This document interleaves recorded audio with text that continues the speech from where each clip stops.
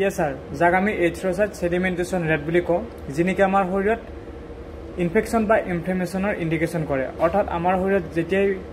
bacteria বা ভাইৰাছে infection কৰে তাক জানিবৰ কাৰণে এই টেষ্টটো দিয়া হয় এই টেষ্টটো এটা নিৰ্দিষ্ট বেমাৰৰ কাৰণে দিয়া নহয় এনেকুৱা বহুতো বেমাৰ আছে যাৰ ফলত নেকি এই ইএছআৰ মাত্ৰাটো বাঢ়ি যায় আৰু সেই বেমাৰটোৰ সিম্পটমছ অনুযায়ী ডক্টৰে ইএছআৰ লগত আৰু বাকি টেষ্টবোৰো দি দিয়ে এতিয়া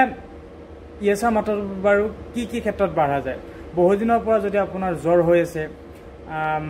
আৰু এনিমিয়া যাক আমি হিমোগ্লোবিনৰ কম বুলি কওঁ সেই এনিমিয়া হলে তাৰ পৰি আপোনাৰ প্ৰেগনেন্সি টাইমতো এই ইএছআৰ মাত্ৰাটো বাঢ়ি যায় তাৰপৰি আপোনাৰ থাইৰয়েড ডিজিজ থাকিলে জইন্ট পেইন থাকিলে থাইৰয়েড ডিজিজ থাকিলে মাসল পেইন হলে টিবি যাক আমি টিউবাৰকুলোসিস বুলি কওঁ এই টিবি হলেও আপোনাৰ এই আপোনাৰ মাত্ৰাটো বাঢ়ি যায় তাৰ উপৰিও লিম্ফোমা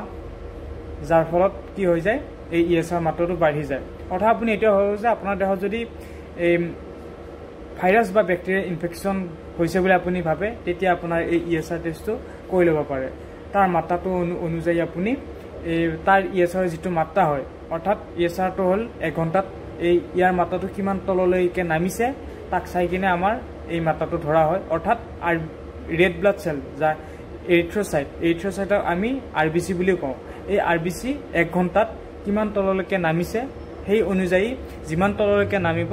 কিমানে আপোনাৰ দেহত ভাইৰাছ বা ব্যাকটেৰিয়াই ইনফেকশন হৈছে বুলি আপুনি জানিব পাৰিব এতিয়া নৰমাল ভ্যালুনো কিমান হৈছে নৰমাল ভ্যালু হৈছে মেলৰ ক্ষেত্ৰত